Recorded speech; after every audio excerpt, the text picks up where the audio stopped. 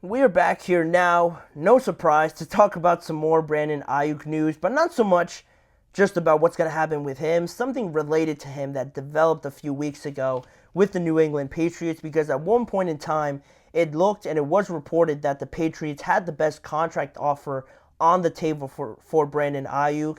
It was around the ballpark of 30 plus $1 million per year as a salary for Aiyuk, and I don't think it was anything that the Browns or the Steelers certainly were gonna match. So if it came down to money, the Patriots probably would have ended up signing Brandon Aiyuk and also trading for him with the 49ers, because that's also a major part of this entire situation. But the reports came out, and right away, initially, compared to what the Browns and the Steelers got, it was said that Brandon Aiyuk, rejected that idea of going to the Patriots. He just didn't want to play there. And if you can't agree anything with Aiyuk, this trade was never going to happen. As much as they offered maybe a good package back to the 49ers, this could not have happened without both parties agreeing to that trade. So that was one of the first developments in this entire Aiyuk situation. But looking more in depth at this New England Patriots team and what Jerod Mayo had to say about this situation, and I'll get to that in just a few moments here. But looking at the Patriots and how they're built up, and one of the main reasons that the Patriots and that it was reported that they gave for deciding to not pursue a trade for Brandon Aiyuk anymore was that they really wanted to focus on their young receivers and see what they had basically in-house before they made a trade of this magnitude. Because right now, the Patriots are starting from scratch as much as you can apply that term to any team in the NFL. Right? You have a new quarterback or new quarterbacks coming in, a new regime just overall in that organization, new general manager, new coach. You finished 4-13 last year, and I think it's for the first time in a long time that they are underdogs in every single game this year. So all those facts, all that information doesn't scream to any free agents or any players that might get traded that they want to go out and play for the Patriots right now. That's just the reality of it. It's not. I don't think it's biased in any way. They're just not a situation, if you compare them to anybody else, that or players just want to go there because they want to play for the Patriots. It's not a situation that produces too much promise in that way. They do have some exciting players, like Kendrick Bourne, Ramondre Stevenson, KJ Osborne coming in, Antonio Gibson coming in, guys that they are excited about. I've seen a lot of clips from their training camp, and one of their young receivers, Jalen Polk, being a very impressive weapon for them early on in training camp. So it's exciting right now to build off of these guys that you have, some of these in-house guys that you've drafted and are trying to build a roster that way. But again, if you're trying to reel in some players, experienced players in the NFL, it might not be the situation that they want to walk into right now. And to no surprise, Brandon Aiyuk was no different from that. He turned them down reportedly, even with that contract offer. And after some time now, their head coach, Jerod Mayo, sort of spoke of this situation. He didn't mention it directly, answering a question of why Brandon Aiyuk decided not to come here, but his message was a short one, and I think it explains pretty much why they took themselves out of it and why, he doesn't really hold too much of a grudge as to why players wouldn't want to come here. He said on the whole situation that when we start to win games, guys will want to come here. When we establish the culture, the roster, guys will be excited and will want to play here in the near future. So, I think it's a realistic statement from Jerod Mayo. Obviously, being a player there, having some success there with the Patriots, and being there during their times of all the glory, the dynasty there with the New England Patriots, and now being in a completely different situation with this team, now him leading the charge and everything, being a realist with himself and acknowledging the fact that, yeah, we're not in a good position at all. And there's no problem with that right now, because at some point the dynasty wasn't going to continue on forever. They needed somebody to lead this new era of Patriot players, this new team, this new roster that they had going on.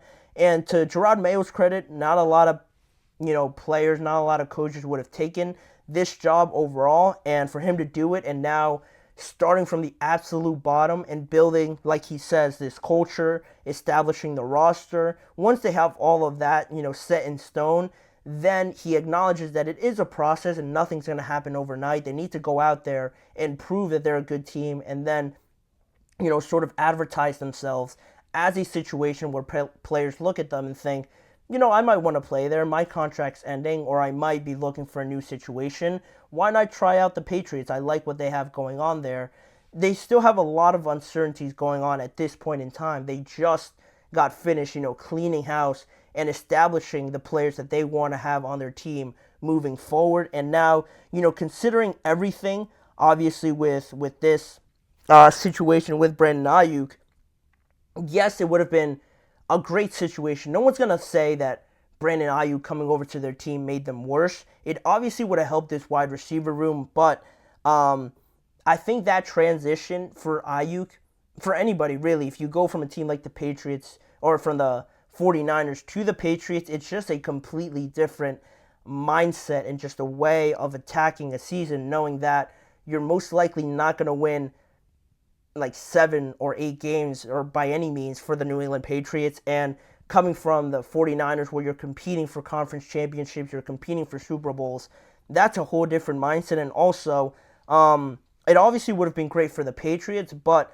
I think in the short term, Aiyuk would have led this group, would have been the out-and-out number one receiver in that group, and obviously would have helped with Drake May and his development to have a receiver of that caliber. But in the long-term project of this, my main idea with this entire situation was that the Patriots haven't even gotten to a spot where they haven't even tried anything out yet. We're just getting to the point where you're in the preseason, you're trying out some new things, you're trying out who works, who's going to be a starter, and what your culture, what your scheme, and everything's going to be. They haven't really given themselves the time to even do that yet. So to make a change and bring in Brandon Aiyuk because you think that you need him by some way or form, yes, he would have made you better, but I feel like it was better for the Patriots actually to pull out of this trade and approach it now like, hey, we're not going to be that much better with Brandon Aiyuk on our team anyway.